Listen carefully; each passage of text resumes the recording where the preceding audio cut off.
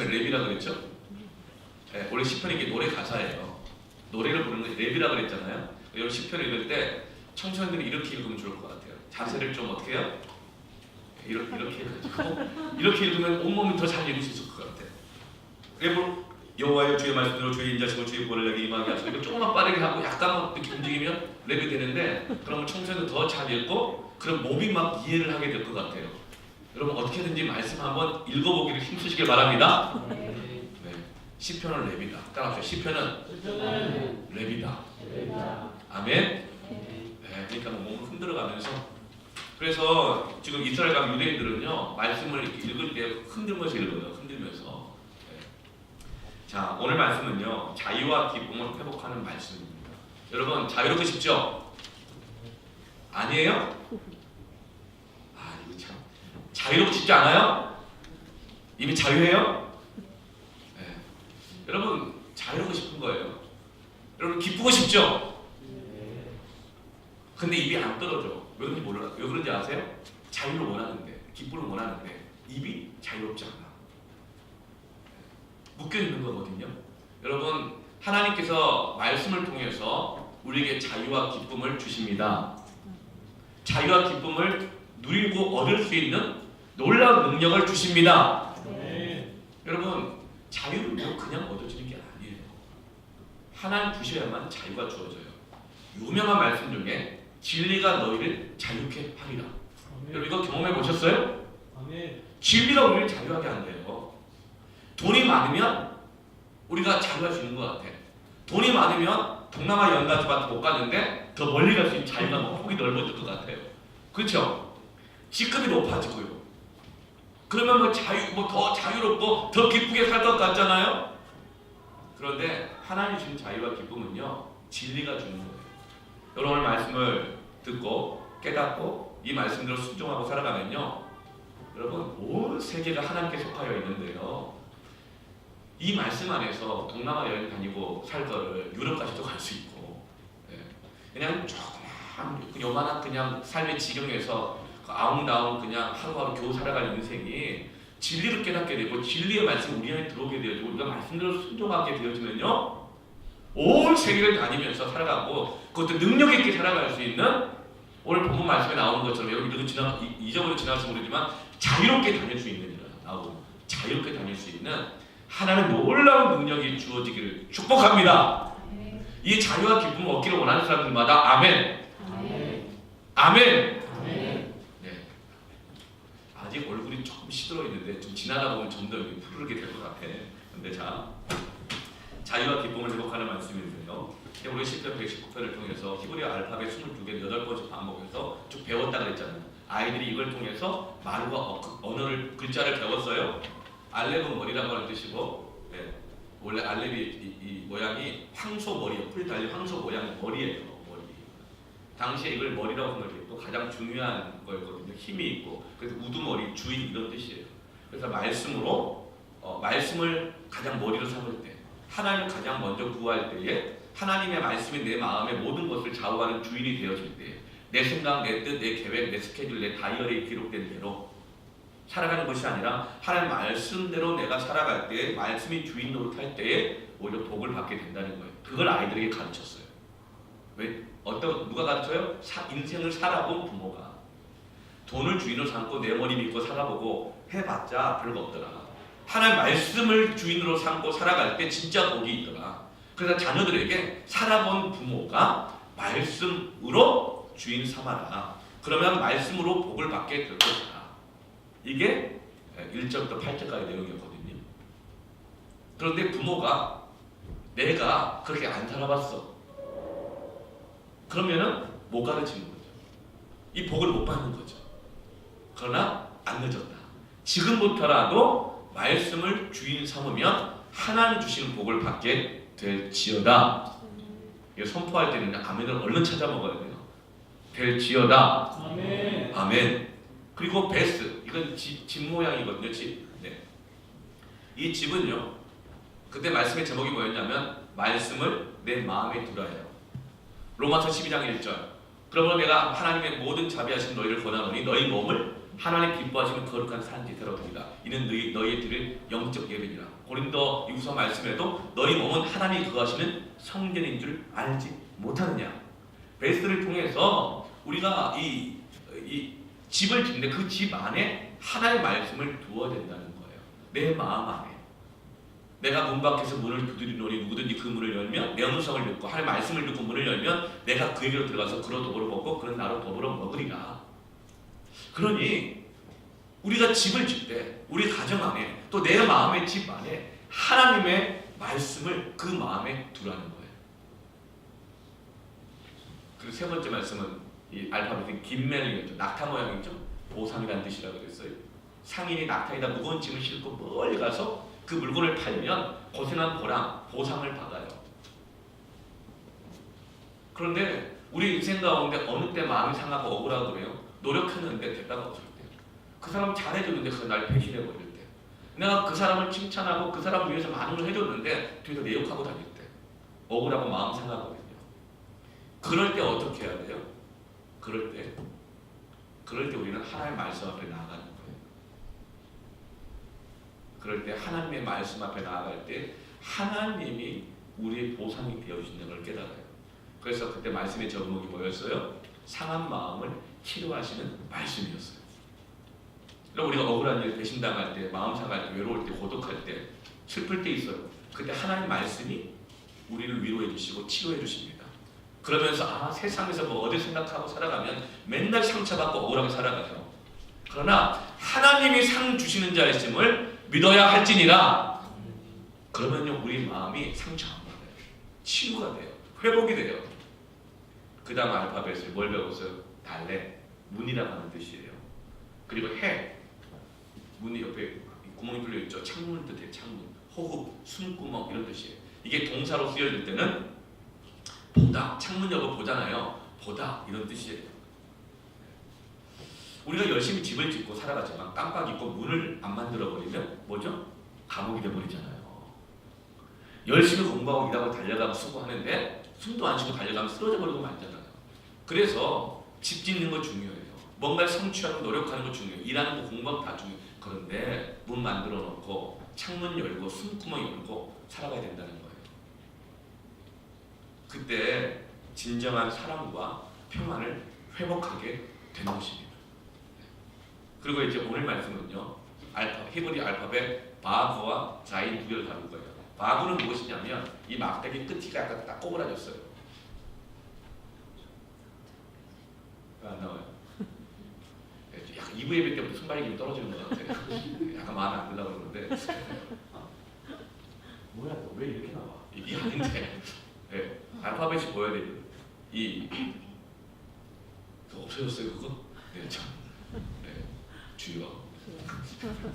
막대기가 이렇게 있는데요. 그 끝이 딱 꼬부라졌어요. 이건 자인이고, 네. 그게 뜻이 뭐냐면 갈고리라는 뜻이야. 갈고리만 보여주세요. 이게 갈고리. 이게 바보예요. 바보가 아니고 바보. 막대기가 있는데 끝이 딱 꼬부라졌어요. 그럼 뭘 보고 말한 거냐면 이 성막에 있는 이 갈고리를 보고 바브라는 단어를 만든 거예요. 그래서 이 바브라는 이 알파벳은요, 이 갈고리라는 뜻이 있고 또 하나 못이라는 뜻이 있어요. 그리고 접속사라고 쓸 때는 그리고라고 하는 뜻이 있습니다. 창세기 1장부터 2장까지는 창조의 역사 중간중간마다 바브가 다 들어가요. 그 뜻은 뭐냐면 그리고라는 뜻이에요. 첫째 날이고 그리고 둘째 날이고 그리고 셋째 날이고 그 연결하는 거예요.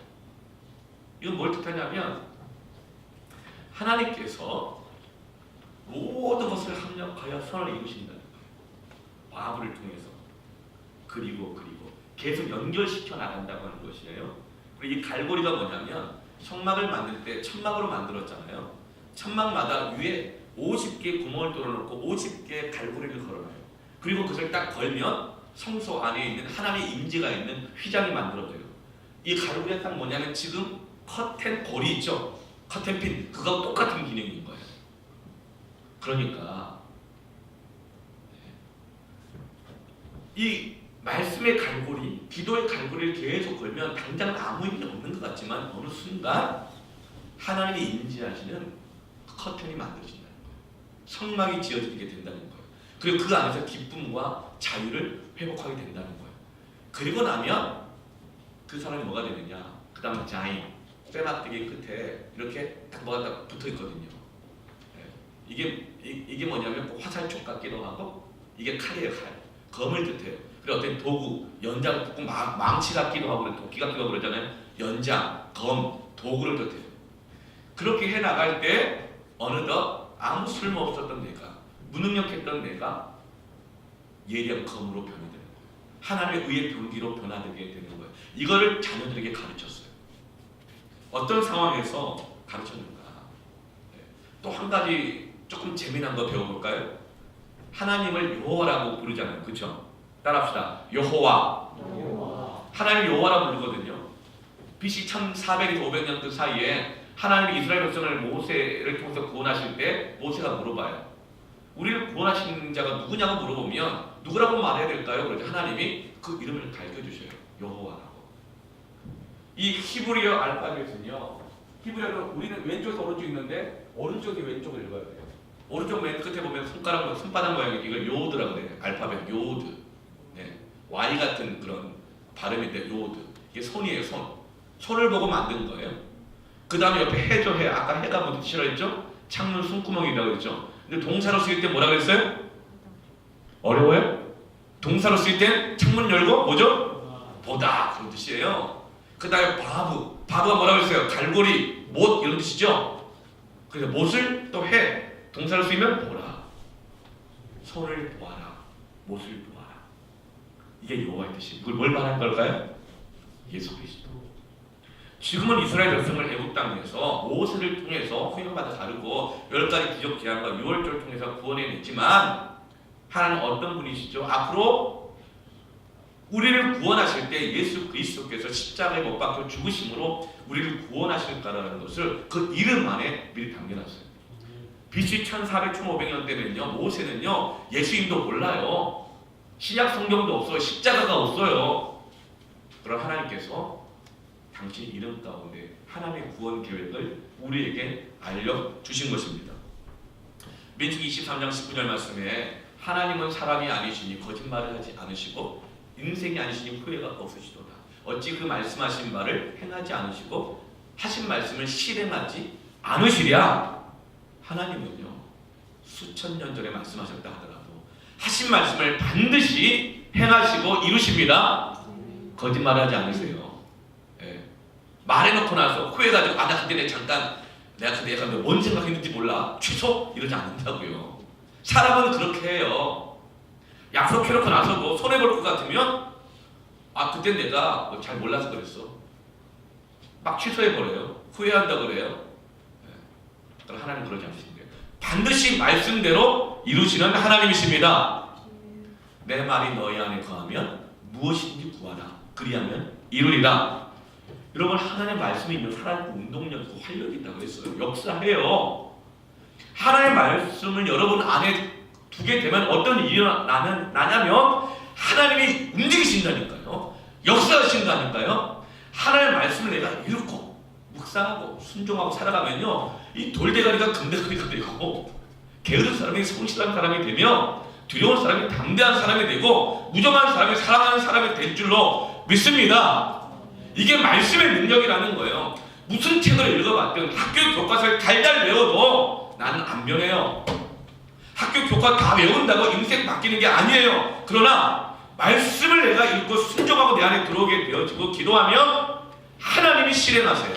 역사하세요. 이게 믿음입니다. 하나님의 말씀은 살아있는 운동력이 있어요. 푸른 마른 꽃이 시들어도 하나님 말씀은 영원히 서게 하십니다. 그런데 오늘 41절 어떤 상황이냐면 여호와의 주의 말씀대로 주의 인자하심과 주의 구원을 내게 임하소서. 주의 말씀대로 주의 구원이 임하였습니다가 아니라 주의 말씀대로 살았는데 구원이 아직 안 임한 거예요. 그래 임해달라고 구하고 있는 거예요.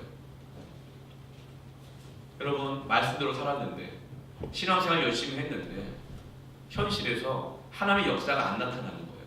그럴 때 어때요? 기쁨이 없잖아요.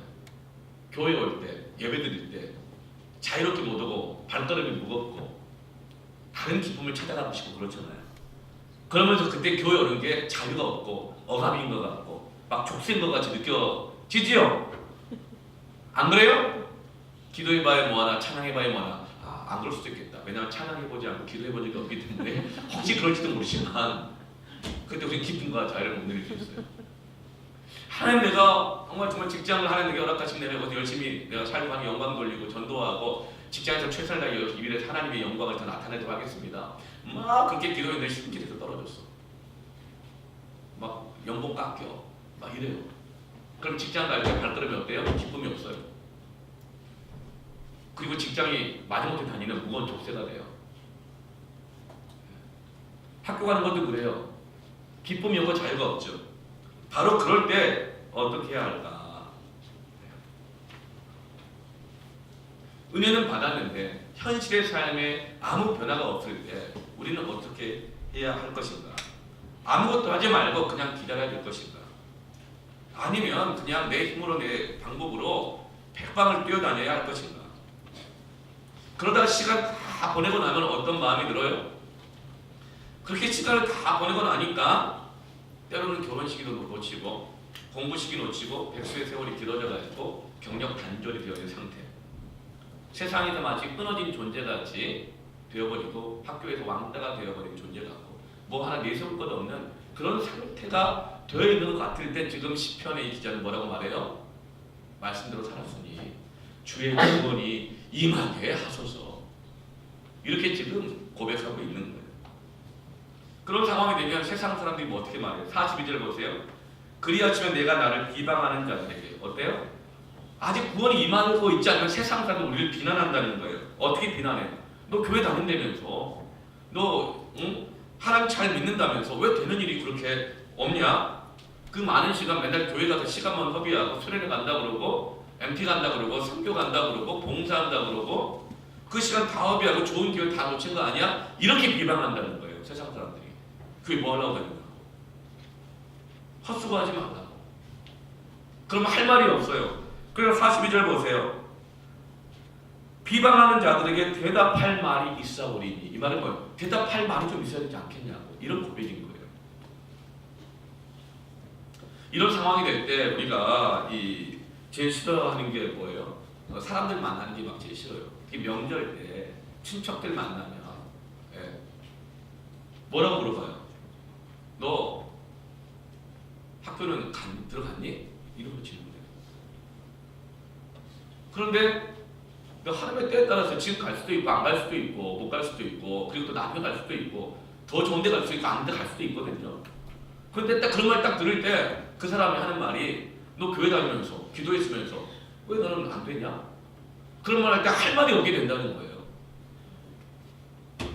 너 짝은 있냐? 뭐 이런 거예요. 짝은 있냐? 교회에서 맨날 반주하고 교회에서 맨날 교사하고 뭐 또 뭐야 뭐 섬김이 하고 뭐 이것저것 그냥 다 교회도 보내면서 짝은 있냐? 하나님이 딱 만나게 해줘야 될 거 아니야? 그런 말을 할 때 할 말이 좀 있게 해주세요. 이게 시편 기자 고백이 되니까요. 너 그냥 방학 때 남들 하고 다니고 막 그 공부하고 다닌다 그럴 때 너 수련회 가고 너 MT 가고 성교 가고 기도하고 그랬더니 어떻게 성적 좀 나아지더냐? 이렇게 말할 때 좀 할 말이 있어야겠는데 할 말이 없는 거야. 들어올 때 어떻게 할 것인가? 기쁨을 잃어버린다는 거야 사람들이. 발걸음이 무거워진다는 거예요. 그 신앙생활이라는 게 족쇄같이 느껴진다는 거예요. 비참해지죠. 하나님의 은혜를 주셨는데 구원이 안 나타나니까. 그래서 학교 가기도 싫고 교회 가기도 싫고 누구 만나기가 싫고. 왜요? 할 말이 없을 것 같으니까. 자식 기를 때도 그렇잖아요. 지 자식도 제대로 못하면서 할 말이 없을 때가 있을 수가 있어요. 부모들도. 나 자신도 그래요. 나도 못하는데 뭐 내가 어디 가서 뭘 말하겠냐. 스스로도 할 말이 없을 때가 있어요. 그럴 때 어떻게 해야 할 것인가? 기쁨이 없는데, 자유가 없는데. 그때 43절에 같이 한번 읽어볼까요? 43절 시작. 진리의 말씀이 내 입에서 조금도 떠나지 말게 하소서. 이렇게 하라고 해요. 그렇게 할 말이 없을 때 괜히 할 말 생각해달라고 쥐어짜봐도 안 나오니까 괜히 할 말 하려고 생각하고 뭐 그럴 때 있잖아요. 누구랑 싸우고 억울하게 당했을 때 내가 다음에 이 말로 대갚아주리라 아무리 생각해도 내가 잘한 게 없거나 할 염치가 없을 때, 할 말 생각 안 날 때, 괜히 할 말 생각하려고 쥐어짜고 에너지 낭비하고 시간 낭비하지 말고 주의 말씀을 조금도 내 입에서 떠나지 말게 하십시오. 이게 뭐냐? 할 말 없을 때 말씀의 고리를 딱 걸으라는 거예요. 할렐루야. 할렐루야. 기도의 고리를 말씀에 딱 걸으라 그러는 거예요. 그렇게 할 말 없을 때, 내가 비참할 때, 내가 낙심할 때, 기쁨이 없고 그럴 때 오히려 하나님 말씀의 고리를 걸고 기도의 고리를 걸고 하다 보면 어느 순간 하나님 임재의 휘장이 딱 커튼처럼 걸리는 거예요. 그때 기쁨이 주어지고 하나님 주시는 어떤 것도 매이고 눈치 보지 않는 자유함을 주시는 것입니다. 아멘. 그게 진리가 너희를 자유케 한다는 거예요.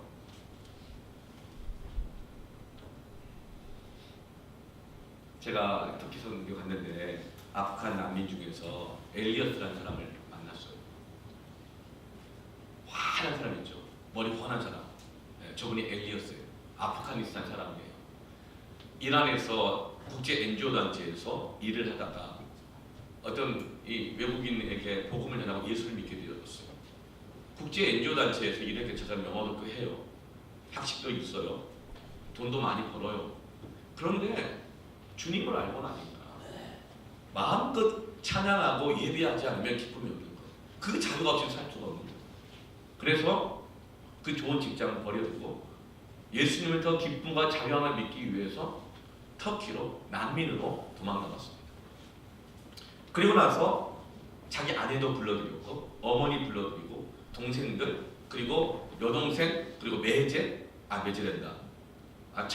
처남도 불러들이고 그리고 제수치들도 다 불러들였어요. 저분이 다 믿은 건 아니에요. 어머니는 다시 터키로 온 지 1년 만에 예수를 믿었고요. 아내도 안 믿었는데 터키 와서 이 아프간 가정교회에서 말씀을 듣고 기도하면서 하나님을 믿게 되었어요.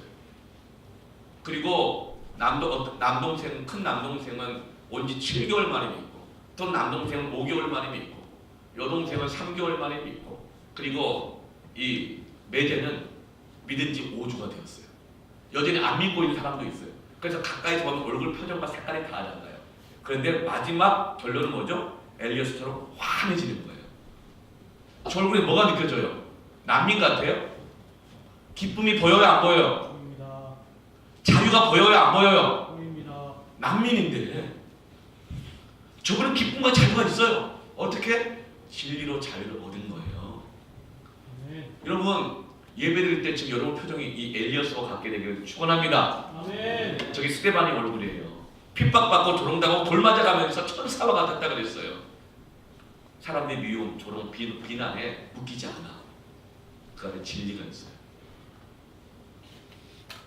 그리고 나서 이 엘리어스가 터키에 와가지고 식당에서 서빙하고 청소하고 공사판식이다 하면서 돈을 얼마나 차곡차곡 모았는 걸 하루에 12시간씩 일을 했대요.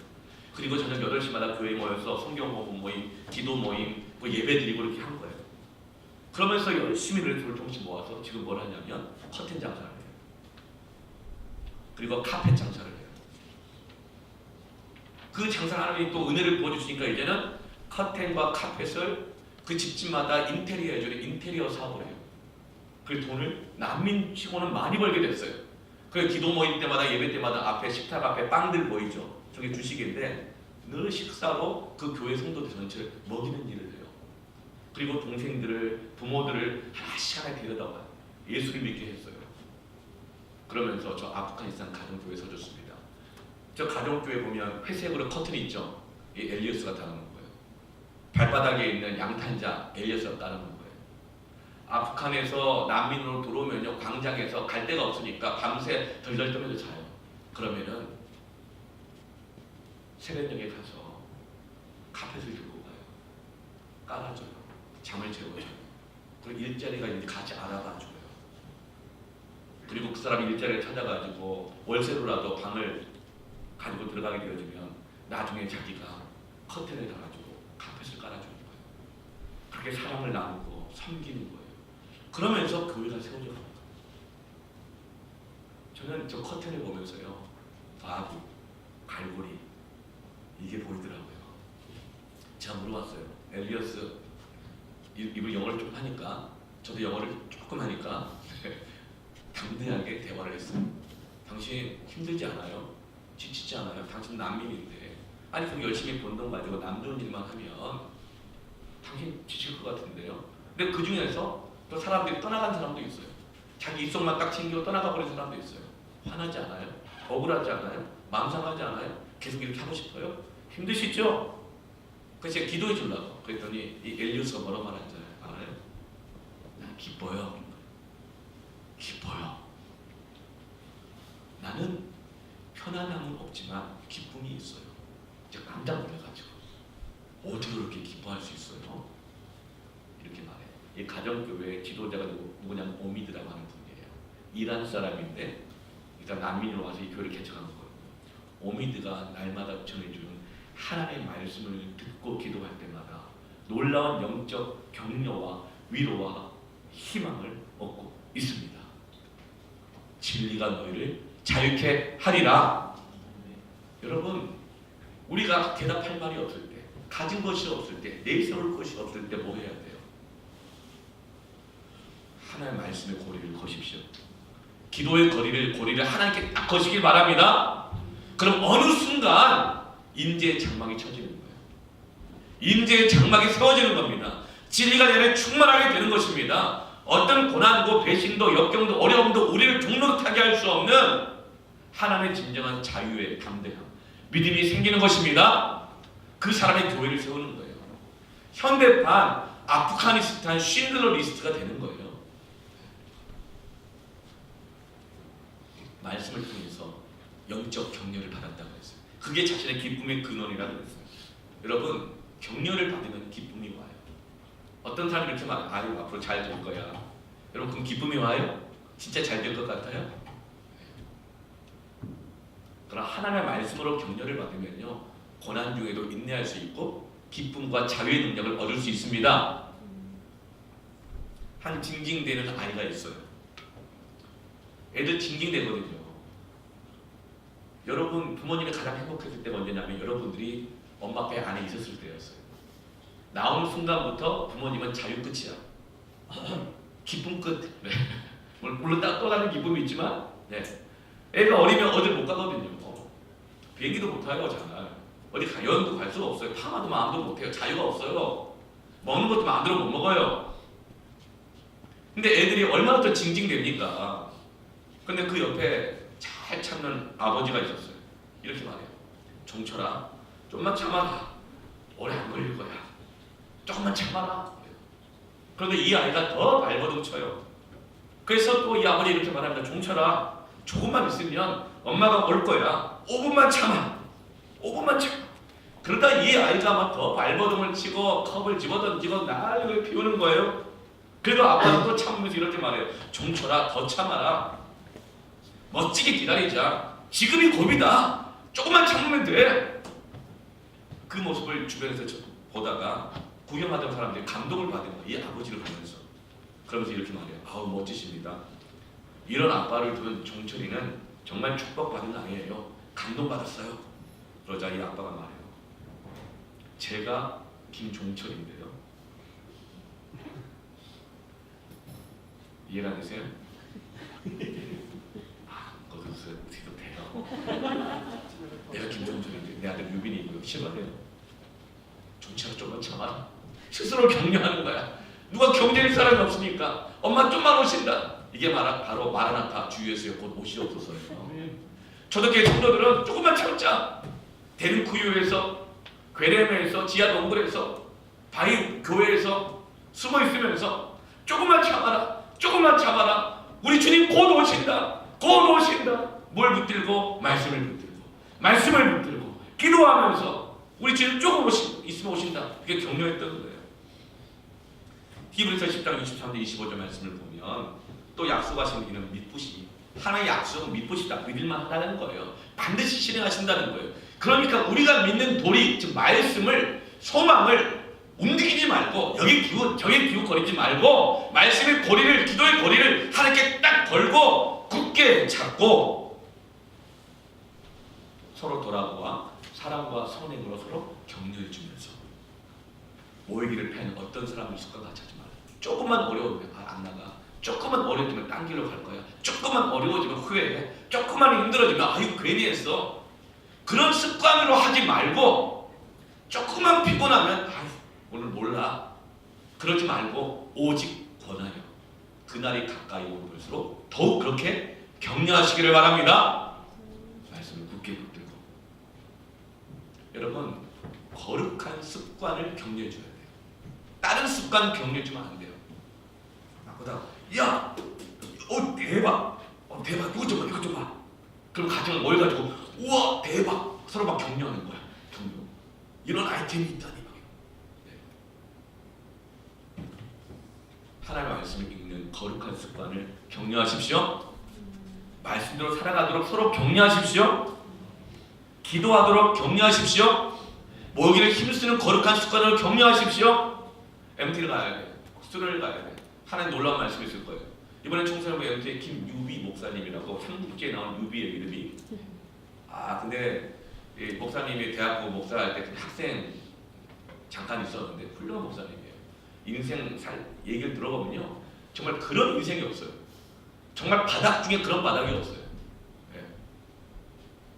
근데 그분이 진로에 대해서 비전에 대해서 귀한 하나님의 말씀을 함께 나눠줄 거예요. 놀라운 말씀이 될 겁니다. 청소년뿐만 아니라 청년들 마찬가지예요. 네. 요즘 김유비닷컴이라고 인터넷 딱 들어가면 딱 나와요. 상담이 뭐가 있어요. 이게 진로 상담도 잘하고 마음의 상처를 정말 하나님께서 은혜를 주셔서 잘 만져주고 회복이 있어요. 또 엄청 재밌어. 엄청 재밌어. 얼굴은 유비같이 안 생겼어요. 약간 장비같이 풍채를 생겼는데 이름은 유비예요. 근데 얼굴은 조금 단정하게 좀 생겼는데 귀한 목사님이에요. 하나님 놀라운 말씀을 주실 거예요. 그리고 격려하는 거예요. 야, MT 가자. MT 가자. 그렇게 격려하는 거예요. 모이기를 편한다 해서 같이 하지 말고 가자.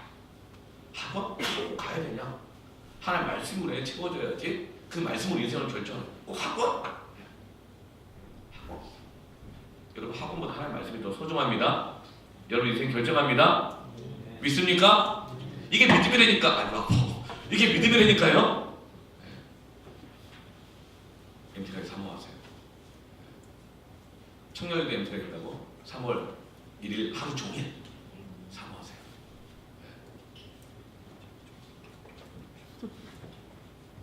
서로 격려하라고 그랬어요. 그때 진정한 자유와 기쁨이 주어지게 됩니다. 지금 이제 북미 정상회담이 26일, 27일 날 있을 예정이 있죠. 여러분 깨어있는 그리스도인이요, 청년들이요, 청소년들이요, 나라 민족을 위해 기도하십시다. 이번에 증인인가 증거인가 무슨 영화 나오죠. 유관순 열사, 그렇죠? 3.1운동. 그 영화 보고 굉장히 감동적이라고 하더라고요. 유관순 열사가 크리스찬이잖아요. 믿음의 고백으로 그 감옥 안에 있었던 거예요. 3.1운동 했던 거거든요. 유관순 열사 그때 열사가 나이가 16살이었어요. 청소년 나이에요. 청소년들이요, 청년들이요. 이 나라를 위해서 기도하십시다. 북미정상회담에 기도하세요. 그러면 온 세계가 여러분의 것이 될 것입니다. 기도하는 내용이 그 사람의 인생의 크기를 결정해요. 할렐루야. 여러분이요 나라를 위해서 기도하면요 여러분의 인생의 크기가 나라만큼 돼요. 열방을 위해서 기도하면 여러분의 인생은 온 세계를 자유롭게 다닐 것입니다. 여러분 사실 비밀 중에 하나가 뭐냐면 제 기도 제목 뭔지 아세요? 세계 1500개의 도시에 복음을 전하는 거예요. 주님 오실 때까지 이루어질 줄로 믿습니다. 그렇게 기도하면 저는 여러분 적어도 150개 정도 다닐 수 있지 않겠어요? 네. 10분의 1이라도 기도의 요인이 여러분의 인생의 크기를 결정합니다. 네. 기억하세요. 네. 아멘. 북미 정상회담에 기도해야 되는데 썰전에서 이철희 의원과 나경원 의원이 북미 정상회담에 대한 토론을 하는데요. 나경원 의원이 이렇게 얘기했어요. 종전 선언하는 것과 북한 체제를 인정하는 것은 한반도의 안보의 공백을 가져온 것이므로 함부로 해서는 안 된다. 이렇게 말을 딱 했어요. 일리가 있기도 하지만 완전히 안 되는 것도 있죠. 그러자 이철희 의원이 침착하게 저처럼 화 안 내고 침착하게 독일이 통일되었던 과정을 이야기합니다. 동독과 서독이 첨예하게 대치하고 있었을 때였어요. 그런데 그때 서독에 빌리 브란트라고 하는 소독 총리가 동방 정책을 선언합니다. 동방 정책은 뭐예요? 동쪽에 있는 독일도, 동독도 제2의 한 나라로 국가로 그 체제를 인정해주고 수용해주자. 그러자 당시 야당들이 길을 쓰고 다 반대했고 국민 대다수가 반대했어요. 왜죠? 독일은 엄청 못 살아. 서독은 잘 살아. 통일되면 어떻게 돼요? 자기들이 손해 많이 봐야 되니까 서독 시민들이 반대한 거예요. 다. 정치인도 반대하고 싫다는 거야. 그런데 이철희 의원이 말하기 이렇게 말해요. 그런 어느 순간 야당과 서독 시민들이 그걸 받아들이기 시작했다는 거예요. 그러자 통일이 되었다고 말해요. 그러면서 어느 순간이라는 것은 설명해주지 않았어요. 모르니까 안 했을 것 같아요. 근데 그 어느 순간이란 무엇이냐? 이 빌리 브란트가 폴란드에 가서 무명용사의 묘지에서 자신이 이 전범 국가로서 대표로 해서 무릎을 꿇고 사죄를 했어요.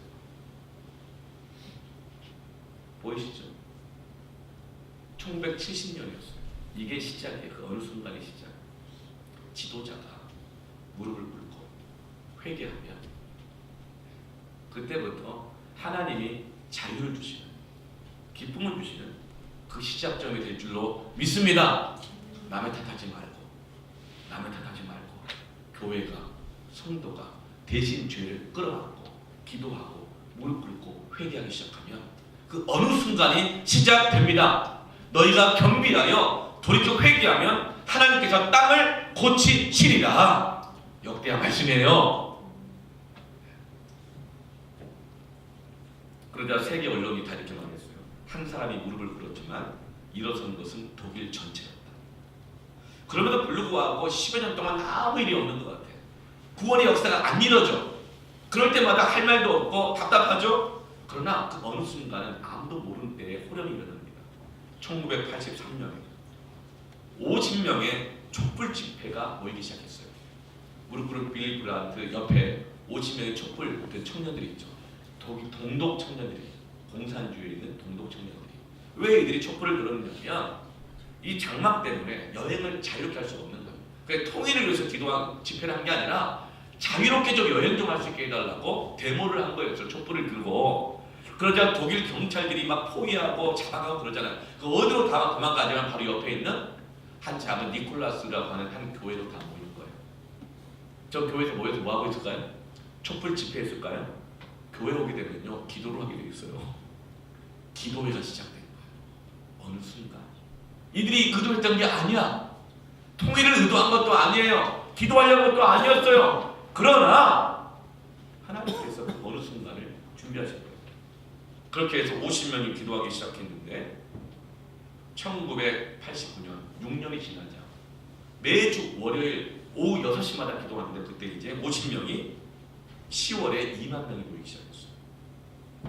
9만 명, 20만 명, 30만 명, 10월 30일 날 50만 명, 그리고 11월 4일 날 100만 명.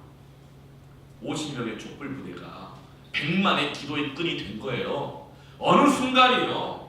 날마다 아무 일이 안 일어나는 것 같지만 매주 월요일마다 6시에 모여서 말씀을 듣고 말씀을 붙잡고 기도하고 말씀을 채우고 말씀을 매달렸을 때에 그것이 고리가 걸리면서 모든 것이 협력하여 손을 이루게 되어지고 하나님의 뜻을 이루게 되어지며 촛불 부대가 기도의 부대가 되면서 드디어 1990년 10월 3일 날 분단 44년 만에 어느 순간 독일 땅에 자유가 임합니다.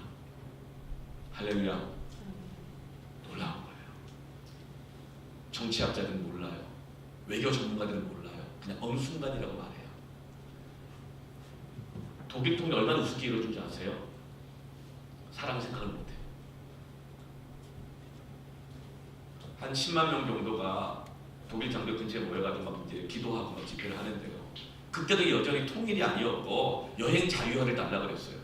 근데 그때 한 병사가 술 먹고 늦게 자고 깨는 바람에 수치가 안 풀려가지고 해롱해롱한 사이에 한 철조망 한쪽을 뚫려가지고 그 몇십 명의 독일 청년들이 서도로 넘어와가지고 막 여행을 해버린 거예요. 그래서 이제 문제가 막 일어난 것이었죠. 그런데 또 그때 정치적으로 서로 그냥 첨예하게 서독과 동독 통일할 거냐 말 거냐 어떻게 할 거냐 망법론을 가지고 막 싸우고 있었어요.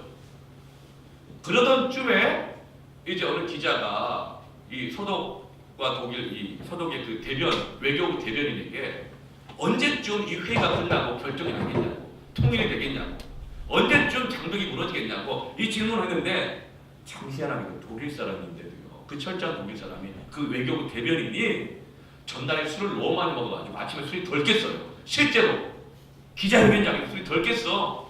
맥주를 좋아해서 그런지 모르겠는데 덜 깼어요. 그래서 술김에 나우 이렇게 대답을 해보는 거야.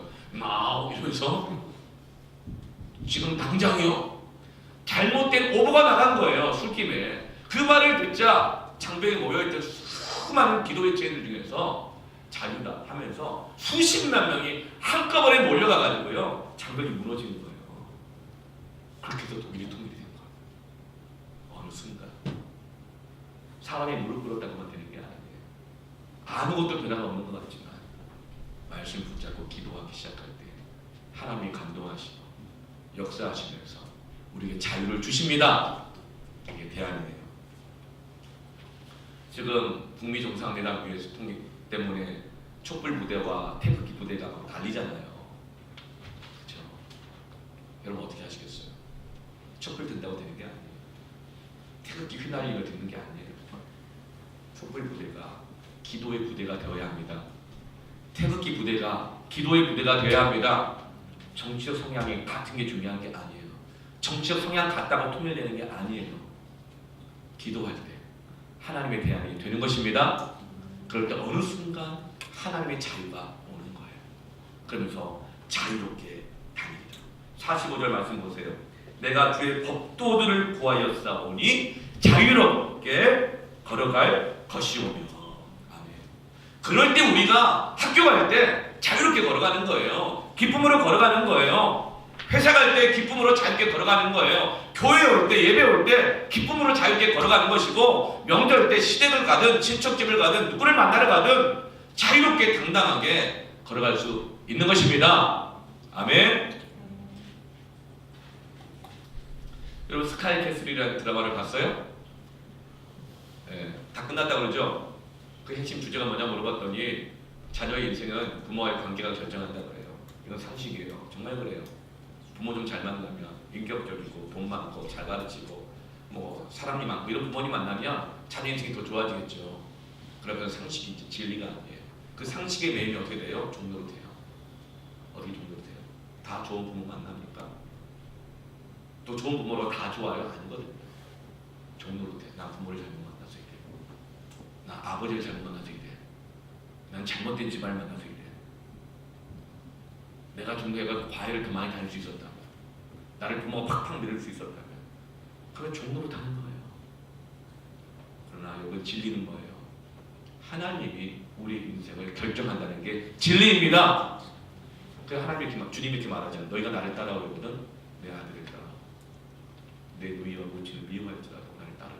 이 말은 진짜 미워하고 버리고 이런 얘기가 아니라 하나님을 너무나 중요하게 여기고 하나님 너무나 순종하려고 하다 보니까 마치 부모하고 형제들을 미워하는 것처럼 보일 정도로 나를 따르라. 그러면 하나님께서 너로 하여금 그 부모를 책임지고 형제를 책임질 수 있는 사람으로 만들어 가신다는 겁니다. 이게 진리예요. 하나님이 우리 인생을 결정한다. 이게 진리입니다. 그래야 자유하게 되는 거예요. 집안에서 자유하게 되는 거예요. 부모관계 자유하게 되는 거예요. 내 머리 성적 자유하게 되는 거예요. 공부 아무래도 안 나오면 우리 아버지 성적 한번 알아봐야겠어 이러면서 하면 거기에 종로 따는 거예요. 그러나 우리 인생은 하나님 아버지가 결정하신다. 그때 진정한 자유가 있고 당당하게 학교 가고 당당하게 진로 선택하고 당당하게 학원 가고 당당하게 직장 다니고 공부하는 거예요. 안 그러면 평생 부모 탓하고 내 머리 탓하고 혈통 탓하고 원망하고 그렇게 살아가는 거예요. 진리가 우리를 자유케 함을 믿습니다. 그렇게 자유하게 되어진 우리 안에 기쁨이 있고 노래가 나오기 시작합니다. 즐거운 벽이 되어져요. 중요한 건 우리가 기쁨을 하는 게 되게 중요한 거예요. 그런데 기쁨이 뭔지 몰라. 사람들은요 탐욕은 있는데 기쁨이 없어요.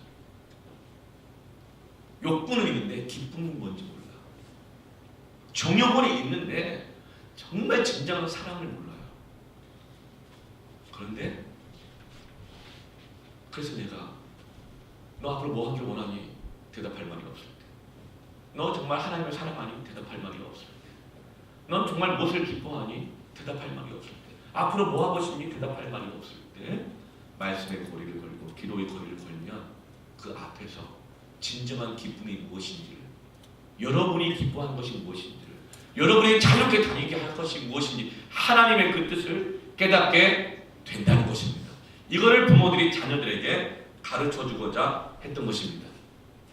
사랑하는 우리 청년들이요, 사랑하는 우리 청소년들이요, 말씀의 고리를 걸어서, 기도의 고리를 걸어서 의의 병기가 되시기를 축원합니다. 기쁨과 자유로 마음껏 다니시기를 축원합니다. 아멘. 우리 함께 기도하겠습니다. 우리 함께 우리 기도하십시다. 기도할 때 한번 서서 한번 기도할까요? 오래 앉아 있었으니까 서서 한번 기도합시다. 이 찬양 가사를 잘 묵상하면서 기도했으면 좋겠어요. 내가 정말 어디가 내세울 곳이 없다고 느낄 때, 대답해줄 말이 없을 때, 내 마음이 비참해지고 힘들어질 때에, 그때 여러분 변화가 없는 것 같지만 하나님의 말씀은 살아계십니다. 진리입니다. 하나님은 반드시 응답하십니다. 그 말씀의 고리를 걸기를 결단하십시오. 지금 내가 큐티하겠습니다. 성경 읽겠습니다. 말씀에 순종해 보겠습니다. 기도의 거리를 거는 거예요. 그 하나님, 내가 정말 무엇이 내 기쁨인지, 내가 원하는 것인지 알게 해주세요. 나 학교 다닐 때, 교회 올 때, 집에 들어갈 때, 세상으로 나아갈 때 쫄고 두려워하고 원망하고 불평하고 막 눌려서 살아가는 것이 아니라 자유롭게 다니게 하는 그 자유를 주세요. 여러분, 그렇게 말씀을 들은 대로 함께 기도하기를 바랍니다. 함께 이 시간 우리 찬양하면서 함께 기도할까요? 내게 허락하신 시를 통해, 허락하신 시련을 통해 나의 믿음 더욱 강하게 자라나고, 험한 삶과 골짜기 지나는 동안 주께 더 가까이 나를 이끄시네. 아멘. 내가 겪는 시험이 어렵고 힘겨워도 내 주님보다 크지 않네. 내 앞에 바다가 달라지지 않으면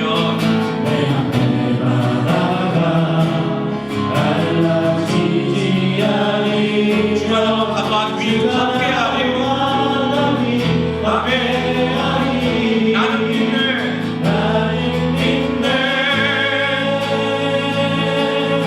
주의 능력으로 내 삶 새롭게 되리. 나는 믿네. 주의 능력으로 담대히 나가리라. 주와 함께 싸워 승리하리라. 내가 믿음으로 나서라. 다시 한번 찬양합시다.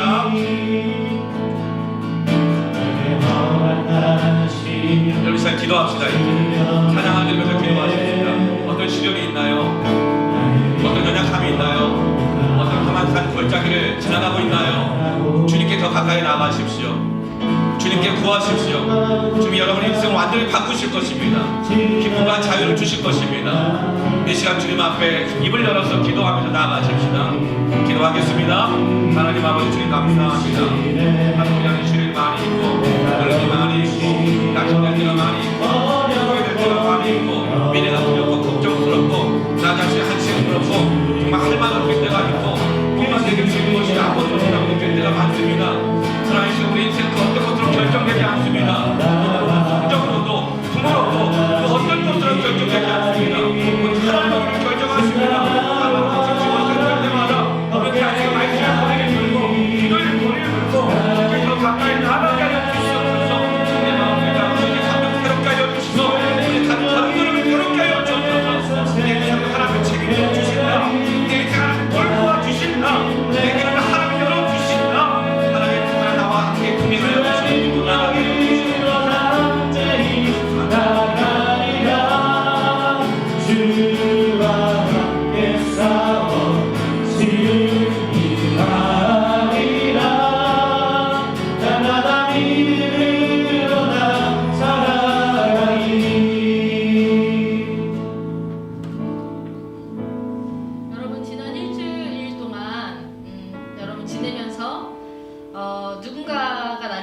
도와줬으면 좋겠다.